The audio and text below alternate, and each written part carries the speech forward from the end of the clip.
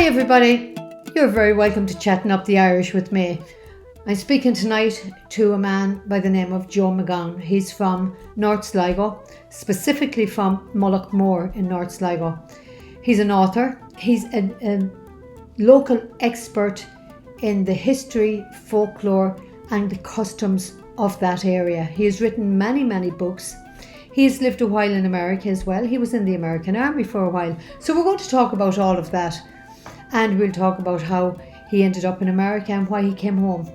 So I hope you enjoyed the next 30 minutes. Please hang with us. And when we're finished, please like and share. And feel free to ask us any questions or leave any comments below as well. Hi everybody, you're very welcome to this episode of Chatting Up the Irish. Well, as you can see behind me, this is an absolutely beautiful part of Ireland. It's called Mullaghmore, and I have a very interesting guest with me today. This man, Joe McGowan, is from Mullaghmore, and he is an expert in all things Sligo. He is an author, he's a historian, a local folklorist. The man is really expert at all of the old customs, the old traditions, everything that has to do with bygone days. Joe, I would regard you as being one of the Sligo experts. Well, thank you very much, May. I appreciate that, and I appreciate that you asking me to do this interview. I'd be happy to do that because in the era that I grew up in, many things have changed, and indeed the photographs that's behind you there is very relevant and very much a part of my life here in Mullaghmore. Yes, absolutely. You would walk those roads. You'd know every rock on the coastal area there, I'd say, Joe. There's no question about that. We grew up with that knowledge back in the 40s and 50s. Coastline was very relevant to us. Mullaghmore wasn't so much of a tourist destination at that time. We had very few tourists. The place hadn't actually been discovered. And indeed, in that era that I'm talking about, the 40s and 50s, we had very little access to newspapers, no television, and nor did most houses have radio either, nor magazines, and Yeah. indeed people didn't go on holidays. So in the modern age, people have discovered Mullaghmore, and I suppose you could really say that we have discovered it ourselves, because what we took for granted and didn't think too much about, now other people have educated. Yeah, this is fantastic. It's quite unique on the face of the earth.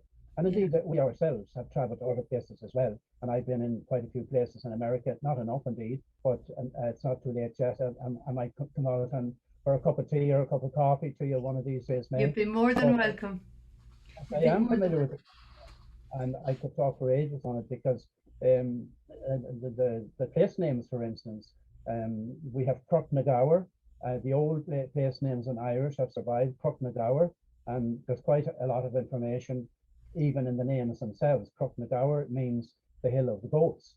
Yeah. So we can assume it's a small green area that goats grazed there a long time ago. We have Pollahurry, all of these names. So it was a bit like walking down the street in your town or in the town of Sligo. If I said I was at a certain place on O'Connell Street, you would know exactly where I was. So Yeah. if I told the people long ago that I was down at Crummadock, they would know exactly where I was on the Yeah. coastline of Mull. Yeah, absolutely. And of course, just off the coast there, Joe, and again, you would be very knowledgeable on the island of Inishmurray. Very interesting place. Archaeologically, it's a very interesting place. Do you want to talk about it? Yes, it's a fascinating place. We knew about it all our lives, but again, in my young days, we knew that Inishmurray was there, and the people really didn't leave there until 1948. But we knew of them, and they would have been in Mullaghmore from time to time, and we would have met them at fairs and Grange and so on.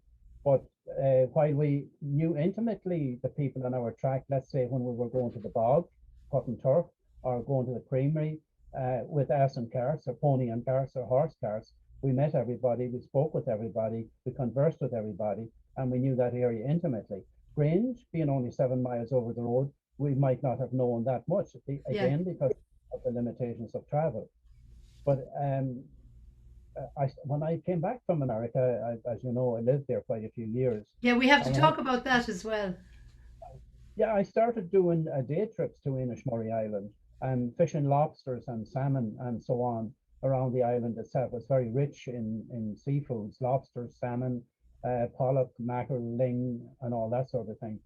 So the island had been abandoned when I started that. I started that in about 1979, and the island was abandoned at that time. But the old monastic ruins are there from the 6th century, and Yeah, so are what they call the vernacular buildings, which is the houses that the yeah, islanders lived in. They're still there, of course, fallen into decay gradually. But learning more and more about Inishmurray Island, I decided there was a book in it, and indeed I was greatly aided by Dr. Paddy Herity, who was born on Inishmurray Island, and he was a mentor when I was doing that. And I'm yeah, great friends with the islanders, and of course, a lot of discovery was made through research as well. Stuff that would have been forgotten that was in the dusty archives. People left a record years and years and years ago. Stories about the fairies and about life on the island, how they laughed, how they played, how they courted, how they danced, the things they spoke about at night, and so on. So I find the social history quite as exciting as the early Christian of the archaeologists and so yeah. on. So it has something for everybody. It's a magical place, and even people who have no interest in the social history of the archaeology, just to go out there with a picnic basket, the only sound you'll hear is the sound of the birds singing Oh, it's and amazing. the waves on the shore and so on. And Yeah, I've taken hundreds, perhaps thousands of Americans out there, yeah. and they were quite in awe of what we had here on our doorstep. Yeah, Joe, it is. It's a great place. I remember years ago going out with Frank Finn, our mutual friend, and Indeed. Bernie and a gang of people. And as long as I lived, I grew up in Sligo. And as long as I grew up in Sligo, it was my one and only time to visit Inishmurray Island. And I was totally blown away by the beauty of the place, the peace in the place, and the relaxing feeling you get. And you could spend all day. I'd love to just camp out there. That's what I'd love to do for a weekend. It'd be fantastic. I have a little piece here. It's an excerpt from the book. What is this? Is this Island Voices? It's a little bit from Island Voices, but I don't know if you just want to keep the conversation going. Oh no, I'd love to hear some because I just want to tell our listeners that Joe has a number of books. He has Sligo Folk Tales is one of them. Hidden People is another. Would that be about the Inishmurray people as well? No, one of the stories in there is about Inishmurray, and that's why I gave it the title, "The Hidden People," because Yeah, there was an old O'Neill, and he spoke about the hidden people of the island, and the yeah, hidden people of the island were the fairies, because the fairies was something that impinged very much on their lives. yeah. And then there's the Bitter Wind, and there's In the Shadows of Ben Bulben. Correct. The Yes, People's Countess. You were talking about Countess Markovics in that one. that's right. Yes, Constance Markovitch, I'm a big fan. And then I love this title, Echoes of a Savage Land. That's right. Yes. Yeah. Writing a book is quite a challenge, as you might imagine. But sometimes picking a title, because if you pick a bland title, it's not going to really do justice to the book. Yeah, So you spend a lot of time pondering over a title. So that particular one I picked out, I don't know what gave me the idea of Echoes of a Savage Land. But when we think of the times that were in it, it was a savage life yeah, in the sense possibly also that we were so close to nature and so close to the primal elements, to the fairies, the people of the hills, to our neighbours, to the fairy forts, the yeah, lone bush, lone trees that we would yeah, never cut. And I think the first chapter, I'll have to jog my memory here, and the first chapter of Echoes of the Savage Land is about bleeding. And that's the one, yes, that's the one that's about bleeding for St. Martin. And that was when, at a certain time of the year, in honor of St. Martin, a farm animal was bled, usually a chicken or a hen or a rooster. And I remember from being a very young boy, at that time, there was no milk in the shops, there was no call for it because everybody had cattle.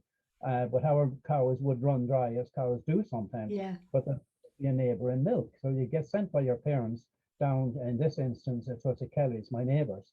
And as I rounded the corner with my little can in my hand to get some milk from Kate, I saw a cock, a rooster, hung upside down with blood coming from his head. Now, this might be a bit rich for your listeners, yeah.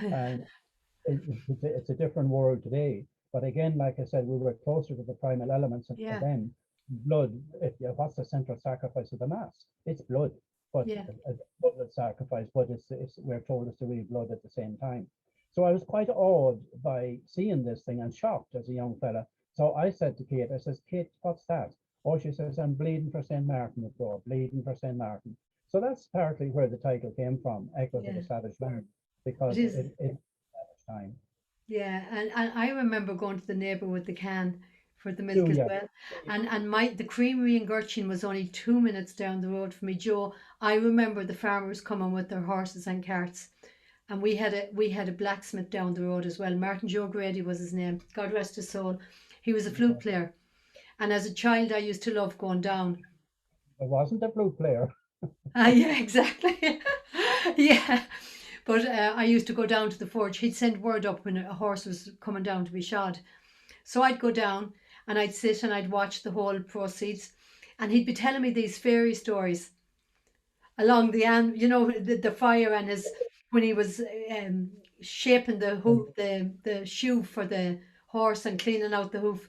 And he'd be telling me all these fairy stories. And I was absolutely in awe of this man and, smelling the hoof as the hot shoe went on the hoof. And then of course I'd get to ride the pony or the horse back to the house. But mate, that's a magic that we can never recreate. Yeah. I've sat by firesides in simpler times, listening to the kind of stories that you're talking about now. And I know that I can take that story and put it in a book, or I'm going to read a little excerpt here from you, hopefully to recreate some of that Yes, magic. do. Yeah, do. But those memories that we have in our heads, perhaps someday the technology will come where the mental images that you have and the mental images that I have, we can get an electrode in here and plug it up to something or other. And the young people, the children, the grandchildren, the young people of today will see what we saw then. Yeah. Because not just difficult, but impossible for them to imagine how much life has changed in this generation. It is. And I mean, even I was talking, I had a meeting with this young girl. She was a college student and she was learning computer science.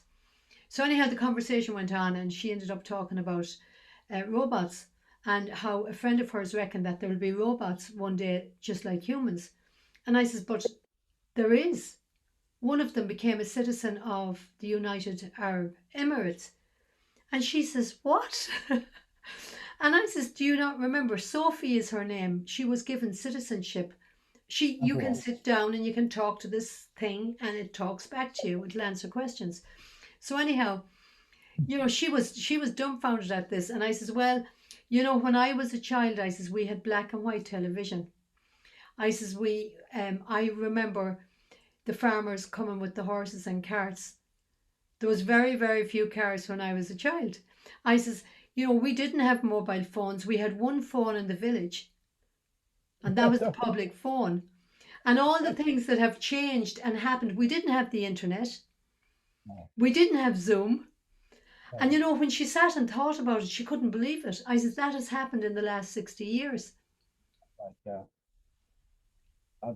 there's no doubt about that. It's hard for them to imagine a life where if you wanted a cup of tea or you wanted to do the dinner, the first thing you had to do, there was always a well in every area. Perhaps you might have had a pump where you were, but where I lived was very rural and you would have just have an open well in a field. We And the used to first have thing to go. We used to have to go to the well for the water for the school. Two did of you, us and were was it sent every day for the water from the well, open spring well or a pump? a spring well. Oh my goodness. So We I had a thought, lovely spring well. right. And I think pretty much of a misfortune that all of those spring wells have been closed up Yeah, because the water that comes from the tap now doesn't compare in any way to the fresh spring that came up out of the earth. yeah. It's not anywhere like it at all. I mean, that water was absolutely. Yeah, There's a world of difference between the spring well water. But absolutely. read your excerpt because I'm dying to hear you read something from your. I think I'm losing the thread a little bit here. But what I started to say was before you make a cup of tea, you had to take 2 cans and go to the well and bring the water home. And then the first thing that you did in the morning was kindle the fire. Of course, Americans, even when I lived over there, the Americans knew that it was a fire that never went out, Yeah. because we never allowed the fire to go out. It would be raked at night and Yeah. then pulled out in the morning, and there would be enough embers there to kindle it again. So you didn't come out and flick a switch and get to boil a kettle or anything like that. You knew where everything was coming from and the ashes at the side. So you lit the fire, you got the water, you went out and milked the cow for the milk. So you have Tesco's now, and Dunn's and Lidl and Aldi and all of those places. And well, we could talk forever about the experiences that I had when I went to America first as well, and seeing the lap of luxury that the Americans lived in, because it was almost like going from the Stone Age into the Space Age, because we still didn't have electricity when I left home here, and we were still going to the well for water. And if Christmas came, it was a very sparse time. There was very little, because Yeah. all of the wealth came from America with the American letter, which will show you Yeah. Christmas of and maybe when we're lucky, a parcel from America as well. Those wonderful things. But anyway, I'll read this, and then we maybe come back and elaborate a bit more on that. Yeah. We have Absolutely. how about a half a day or a half a week?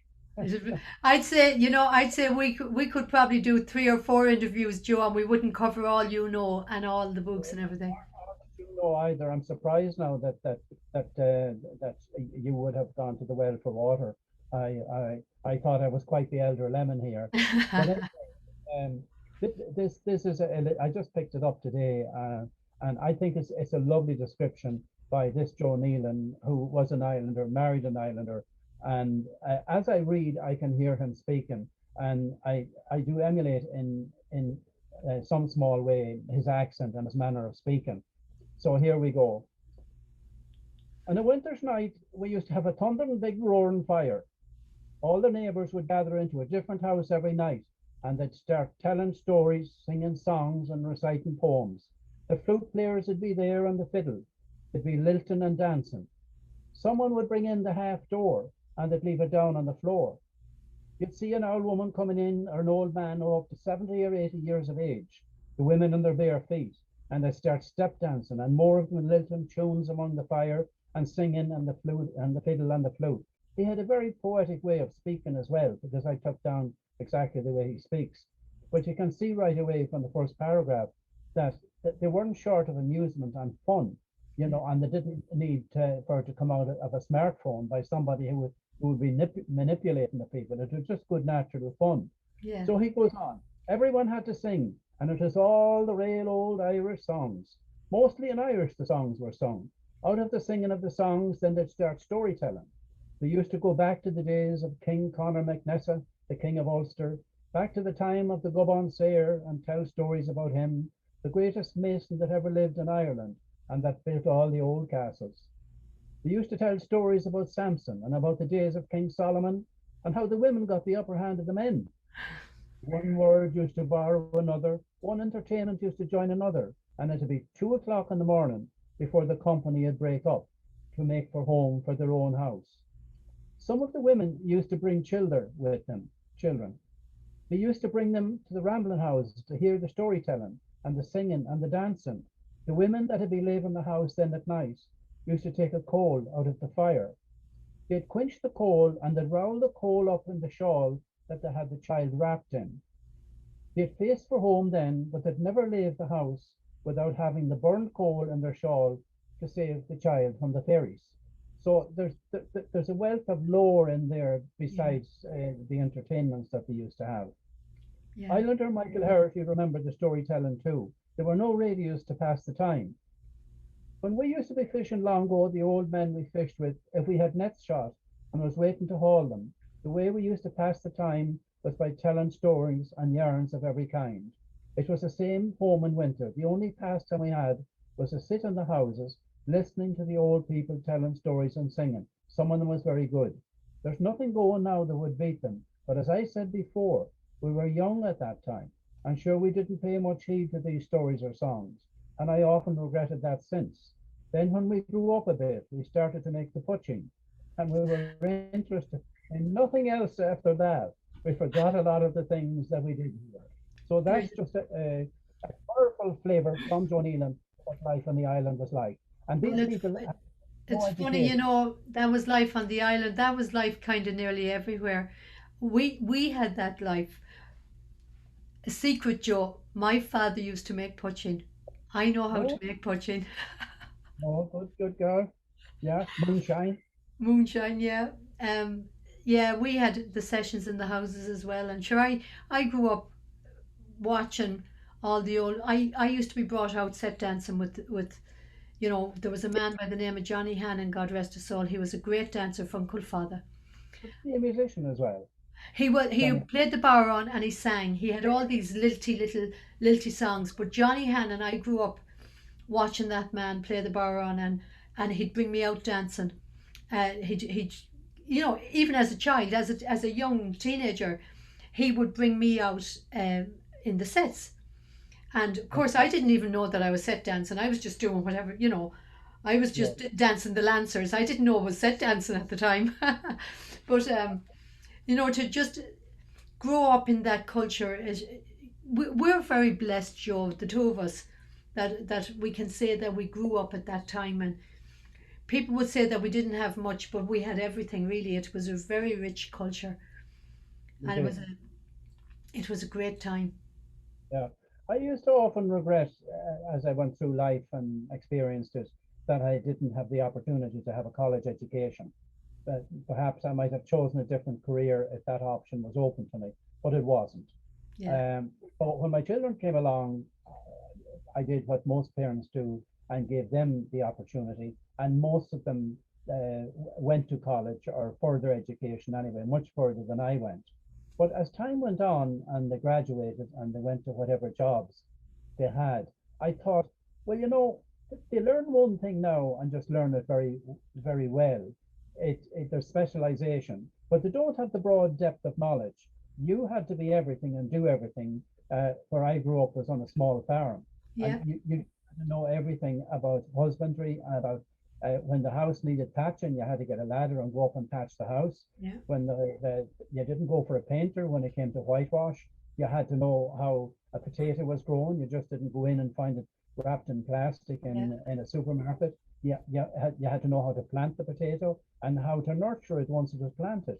The rye, we had rye and oats and barley and all these different things. And we knew the uses for each one. The rye, for instance, we would use the rye grain for feeding for making bread and for feeding the cattle. But the rye straw as well had to be kept very neatly for thatching the house. yeah, Everything was self-sufficient. And if I may say one more thing, on reflection back in those times, there was a whole world war going on. Of course, Ireland was neutral during the Second World War, but the world was enveloped in flames, you might say, at that time. But very little changed here yeah, because my father mightn't have got as many cigarettes as he wanted, and we didn't have white flour because that's what the women wanted way back then was white flour. It had to be hmm, white flour, but we had the black flour, which it turns out now was quite good for us. yeah, But we still had everything being self. So we had to sell cattle, of course, and sell turkeys to make a bit of money to buy tea, for instance, which we couldn't grow here, and so on. But we're quite self-sufficient in those times. And why we're better off now, it's the world economy is such a fragile thing, and we're always on the brink of some cataclysm, as we are indeed even now with COVID. absolutely. And I mean, we're so dependent on the internet now. If that went down, the whole world would come to a complete and utter stop. They wouldn't have a clue how to make a cup of tea unless they could Google it. Yeah, yeah. When the internet is down, I go, what am I going? Who would have called? I'll have to call somebody. The internet is down. I can't get onto Facebook. Yeah, Email, probably emails away from me. And I'm not a business person or anything like that. So you can imagine what happens if somebody's dependent for a living for the internet and so yeah. on. So, Joe, tell me about, you know, you say you didn't have a college education, but I mean, you came over to America and you made life over here for a while. You were in the army. Yes, I was, was in the army. Tell me about Uh, it. Well, I left Ireland in 1961. Um, living on a small farm, we had 20 acres here, and in the conditions that I just mentioned, no running water and all that sort of thing. And everything that was good seemed to be, we got these postcards of the Statue of Liberty and Jones's Beach and Florida. And God, this is wonderful. We, as I said, we had no appreciation of Ben Bulben or Classy Vaughan or the Uh, natural things that we had here at the time. So I was very discontented because I had no money in my pocket. Just a subsistence lifestyle, living from one end of the year to the other, wasn't enough for me. yeah. It was enough for my father, but perhaps he didn't have and my mother, but perhaps they didn't have an opportunity to do anything else. So I had relatives in America, and I emigrated to Yorktown Heights. That's in Westchester County. It's just about a half an hour, 45 minutes above New York City, and I was very well received by the Americans there. Um, a lot of them have passed on now, but I wonder what they thought of this great unwashed creature that came from the stone right, right into the space age and comfort and luxury that the Americans had at the time. But mind you, I was only there. I emigrated in 1961. 1962, I was down at Fort Dix. I got drafted. Oh, I you did got not. drafted. No, I didn't go to America to join the army. I had no choice because the local draft board was in Peekskill. That's near the Bear Mountain Bridge there on the Hudson. Yeah. Afterwards, I was told that the city fathers, they were all the time looking out who came off the boat or came off the plane, because if they could get these lads, fresh from the old country, whatever country that would be, Germany, Italy, Ireland, and so on, they were going to fill the quotas, and their little lads, could then uh, be free of the draft once the quota was filled. But whatever it was, anyway, I had no choice because when I left, I had sold the arson car, we sold the 3 cows that we had and everything else. My father was distraught because the little farm had been in the family for generations and aeons actually, and this was the end of it when the last son left. But so I spent 2 years in the army, yes, Fort Dix. Then I was sent down to Fort Belvoir, um, just outside of Washington D.C., which was a great place to be, May, if you Yeah. had money in your pocket. But Uh-huh. the winters were abysmal. I smoked at that time, so I bought 2 or 3 cartons of cigarettes to keep me in cigarettes for the month, and after that, whatever few shillings or dollars I had left was for going into Washington, a great party town if you had the money. If you had the So then money. It's still a great party town if you have the money. I'm it'd be by quite a bit different now, I suppose.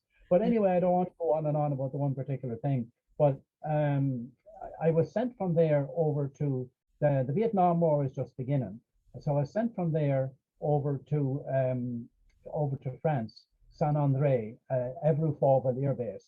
This was we were the 557 Quartermaster Company stationed on the airbase, and our mission was to supply Laos and Cambodia and so on.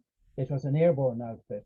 The 101st Airborne would have been represented there, the 88th, and various other airborne and others as well. Legs, they used to call the people that weren't actually in the airborne outfits. But that's what we did, and the planes there were the big C-130s. And I see that the big C-130s and C-124s are still in operation with the big propellers on them. There's still a few of those left. So Left, yeah. so that was And my you life. go on ahead. No, that's okay. I was a reluctant soldier, but I had no other option. I couldn't go home because I had nothing to go home to, and I hadn't earned any money to buy everything back. And what Yeah. would be the point? But it wasn't, as you say, an auspicious start. But it worked out all right in the end. It all worked out well. It did. You got a lovely. Let me just see if I can. I know that it's going to be back to front, but I want to show people the certificate that you got from the army on your discharge. All right. It'll be behind me. It'll be. I think it'll probably be back to front, but it'll give them an idea. Let me just see. Let me just see. Where is it now? I Like the uploaded it here, Joe. So let's see. maybe, Here it is. yeah, yeah. I don't see the discharge date. August 1968. That's so you did 2 years full time and then 4 years in the reserves. Yeah. So my final discharge in 1968. And So then it there's another document, and I want you to explain it to me. This is very interesting. Wait till I see this one. Let me get out of the way. Right. Well, of course, they got my name wrong there, but that's all right. In the other letter that accompanies that, they got it right. But uh, I, I suppose, in a sense, how I would describe it, some of the Irish who emigrated, they settled in America and they never had any wish to do anything else. But um, you might describe it as a failure to break the umbilical cord, that connection to Ireland that I Yeah. always felt. So 1969, I was out of the army at that time, and of course, all the trouble started in Northern Ireland at that time. And my father was a member of the IRA back in, these are the 100th anniversary of all the significant events that happened in 1920 and 21. And this flared up. So I suppose I had it in my DNA from generations of struggle to get a free Ireland. And my father in his time and his comrades managed to get the 26 counties free. And now it was more or less like unfinished business up on the other 6 counties. So the Irish papers at the time, they had all kinds of advertisements for organizations you could belong to. It was a plethora of them. But I decided, I looked at them all and what they had to offer, and I joined Irish Northern Aid at that time. Yeah. Now, there wasn't a branch in I was in Stamford, Connecticut at this time because I had left Yorktown Heights after I got out of the army and moved around different places. So more or less my permanent home happened to be in Stamford. So the Ancient Order of Hibernians were very strong in America. Here in Ireland, they're associated with, I think, and I could be wrong and possibly be corrected if so, more or less associated with Fine Gael, the Hibernians. But over there, it was just a fraternal organization. Yeah. So in Stamford, there was a branch of the Ancient Order of Hibernians. We had a meeting. We decided to affiliate with Irish Northern Aid and have a branch associated. So we did that, and we gathered funds. We brought children over from Northern Ireland, and we worked in whatever way we could there to help out. Indeed, we had many demonstrations down on Fifth Avenue. I remember when there was a hunger strike going on in Northern Ireland, we bunked out on Fifth Avenue near the British Embassy. Really? And oh yeah, it was a token hunger strike in solidarity with what's happening at home. Yeah, I Wow. was pretty much an activist at that time. Yeah. I Yeah. still It was. am. How long did you stay in America, Joe? I stayed there 15 years. Um, and the call of Ireland was always there, and the connection. Yeah. And see yourself, I had more of a realization of the beautiful place that I left. Um, so in the meantime, I had met a Donegal woman, got married, and had 4 children. So I thought to myself, if I'm going to move, I'm going to have to do it now. My oldest child, Janet, she would have been around 8 or 9 at the time, and the youngest was just born. And to tell you the truth, the way it was, you never had enough money to come home. It Yeah. was always year and next year. So I always said, to hell with it, whatever we have, we'll gather up what we have. I owned a house at the time, put the house on the market, gathered up everything and went home. Now, when I went to America to begin with, and this is the story, not my story, it's the story of most immigrants as well.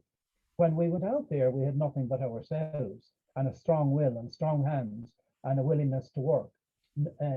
No trade for a lot of us or skill or anything like that. But we went in and learned as we went along and made a life. And an awful lot of people did that. So I worked in construction, eventually building houses. I had a small business myself there. So we arrived back in Ireland, but that again was just a beginning. Now I had a family. There was 6 of us in it, so it would depend on me for support. So we had to get established here, and I did eventually get established. It took a while. It wasn't that easy. It was possibly much more difficult to go back home again than it was to leave in the first place. Yeah. But yeah, eventually I bought a boat and I worked in construction for a while down in Donegal, and eventually bought a boat and fished lobsters and salmon and did various other things. I was very much involved in organizations like, you know yourself, the famine memorials that we built, the 150th anniversary of the famine. I got together with a group and we put up some marvelous memorials in Yeah. Sligo town. Yeah. So I never regret having come back to Ireland, because I probably had a greater realization of what was passing in Ireland, Yeah. and a greater desire to memorialize that and record it, because I had seen people doing books on villages and neighborhoods and people, and they could be very patronizing in the sense that they really didn't understand these people, but they were going to do a book on them anyway. Yeah. And I Yeah. thought, somebody's going to do a book on a locality, it has to be somebody from inside that has an intimate knowledge of the customs, the traditions, the people themselves, the land, and all of that sort of thing. So I never had written a book before, but I just got up a pencil, and I had a couple of efforts which weren't very successful. But then again, about the third time, I wrote a paragraph, and that was never changed. That stayed there. It says, I mean, how do you write a book about a locality with such a rich history that we have? So I thought, well, I'll start with what my earliest memory was. And my earliest memory was of planes. The war was over by this time, Second World War, but planes flying over from Northern Ireland and fighter planes behind firing at targets and so on. So I went on from there and described the life. For instance, it was so strange, because when we had a cow that calved, we would take that calf from the cow and bring it into the kitchen. It's unthinkable now. You try telling your grandchildren or children that. Why would Um, you do that, Joe? because that calf was such a precious thing. It was almost like a member of the family. And I read someplace lately, some of the primitive tribes in Africa, a death of an animal is almost like a death of a person in the family to them. And I Yeah. guarantee that the Ireland of the 1940s and 1950s, It the was the death of a same. cow or the death of a calf, it was a matter of great mourning, because you might not have the money, even you're talking only about £5 to replace them.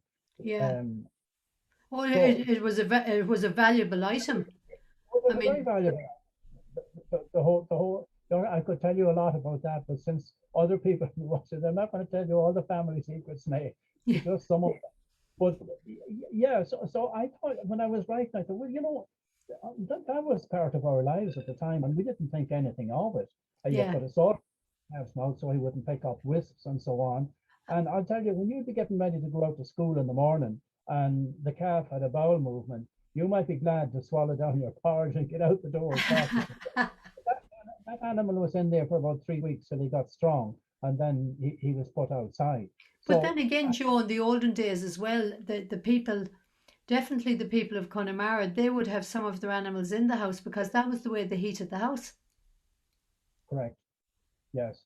you know? And I understand, I don't know if it still happens in Switzerland, but they would have had maybe the animals not on the same level, but there'd be two-story houses to be built into the hillside, and the animals were underneath for exactly the same reason. There's an awful lot of heat in a cow byre, or Yeah. where there's 5 cows, so that heat would rise up. And mind you, people weren't as sniffy or as hoity-toity about smells that time as they are now. Yeah, Uh, of course. so well used of animal manure, because it was the natural manure, whether it be chicken dung or animal dung, and And of maybe course, the they best used it to fertilize their gardens as well. gardens. And yeah, we planted our own potatoes. You'd have the brand Aaron Banners for the cattle and Pinks for the table Yeah, for we did. ourselves. We had a garden out the back. It was a curse of a bloody thing to weed, Joe, because I was the one that had to weed it. But you know Oh yeah, something, looking back at it now, the we'd go out, I'd put we'd grow the potatoes. We had cabbage, we had runner beans, we had lettuce, we had scallions, we had onions, we had rhubarb, we had parsnips, carrots, turnips, and all we had to do was go out and get our fresh food. that's And then yes. the farmers had the milk. There was a woman up the road that used to make butter.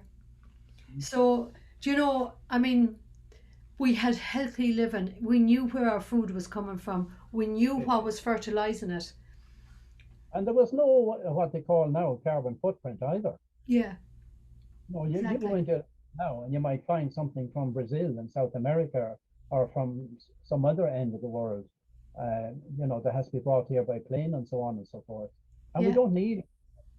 No, we But don't. And they reckon that any disease you get, there is a cure in the ground for it, I mean.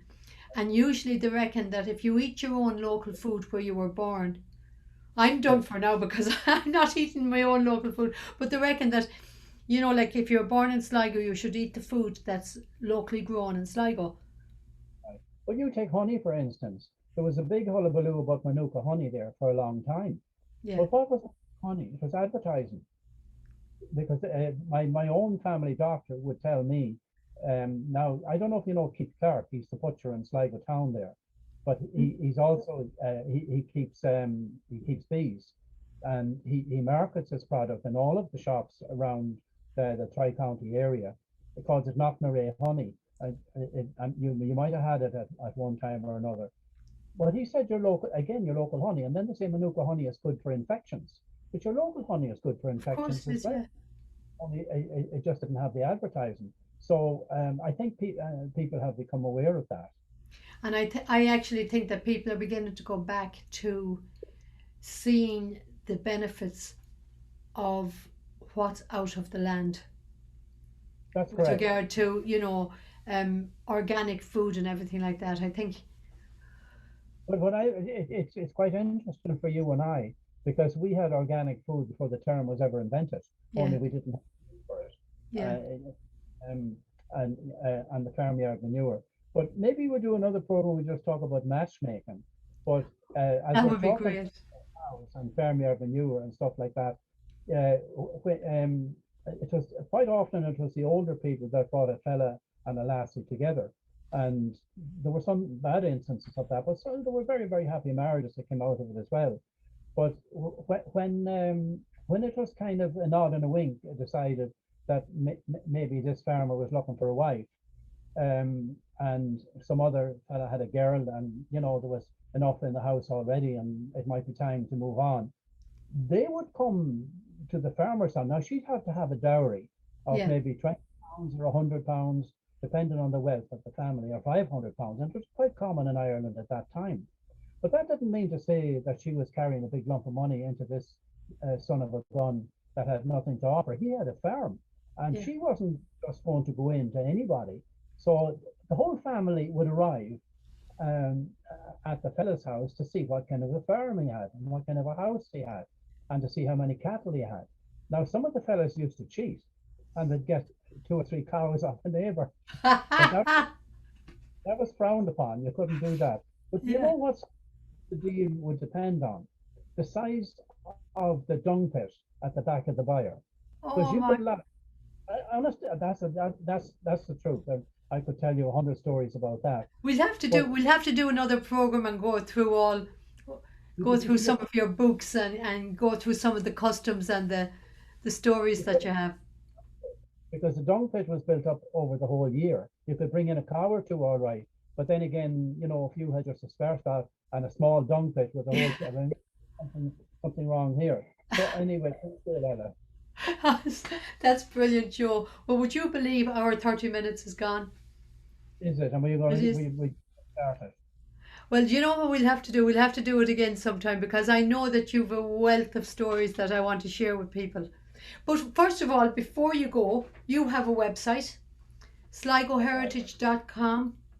That's right. Yes. So for anyone out there that would be the slightest bit interested in some of these stories that Joe has, and believe me, they're the most enjoyable read, you can go on to sligoheritage.com and order That's any of the books. There's a list of books on the website, and they give you a small brief um, um, note about what each book is about. And honestly, they would be a fantastic read. I would advise it would be a great gift as well for anyone who has a birthday coming up or even an anniversary. It would be great. And if you have any Irish heritage in you at all, these would be a great read. those books were written. I didn't look at writing a book and say this book here is going to make the most money and that's what I'm going to write. I looked at what needed to be written about the old lore and the customs and the social history that was passing. And my generation has seen the last of it. And generation coming up now wouldn't realize it. So this was a gift to my children and a gift to everybody else's children as well. And I Yeah. do believe that the books are, you know, are popular enough now. They pay for themselves anyway, but Yeah. you're never going to become rich out of writing that kind of book. But I'm very happy to have done that. And I'm pretty much sure that when I've, as I say, shuffled off this mortal coil, but for a window into the past, for a window for this generation of great change, those books will be invaluable. Oh, they will be And invaluable. Yeah. it won't be going into a used book shop or in it. I would advise, and I always try to do hardback copies as well as the paperback. But I do think that I'm writing from the inside, not from the outside. Exactly. And people do enjoy them. And I have a new one coming out. We have the COVID problems now. I was supposed to launch there yesterday, Thursday, but because of COVID, we're not opening up to the beginning of July. And to bring things up to date, so talking about this Indian variant at the present time, the new launch date is the 30th of July, and it's about the civil war in Sligo. And it's It, called, I love the title of it, it's called Even the Heather Bled. It's, yes, oh, Joe, that's a fantastic title.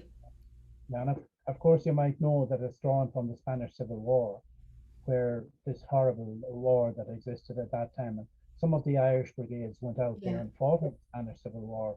And one fella, I forget the exact context, but he picked it when he was asked about the situation and how it was going. He picked up a bunch of olives and he said, even the olives are bleeding. So for us here, the agony, the despair was just the same as what was there. And I don't think anything described it as much. What we would have here is the heather, and the heather bled. And the heather did bleed with the Right. blood of young people in a senseless civil war that Yeah. was looked They're- in that manner. God knows they're all senseless wars, aren't they, Joe? I think so, yeah. Well, anyhow, listen, thank you so much for joining us, Joe, and we will do this again because you have so much to contribute, and I know that people are going to love this. Thank you very much, everybody, for popping into us and joining myself and Joe.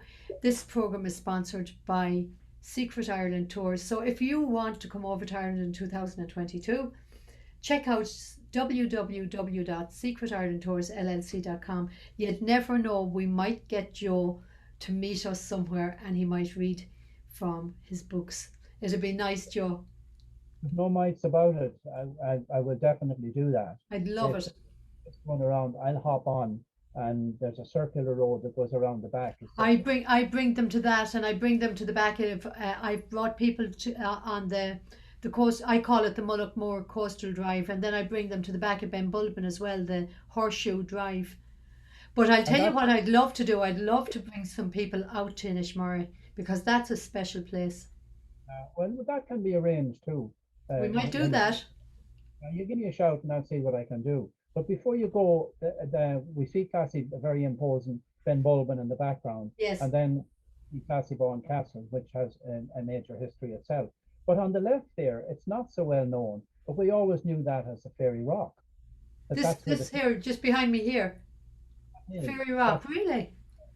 The old name for it was Dustin na Brianna, and I heard many stories about the fairies in that hill and Cassie-Bawn and in the area around there. But that's a story for another day. So We'll do that the next time. We'll talk about that and we'll talk. Thanks very much, Joe. Thank you, everybody, for joining us.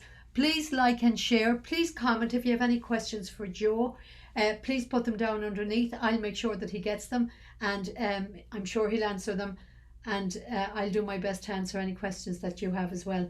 Thank you very much, everybody. Tune in again next week.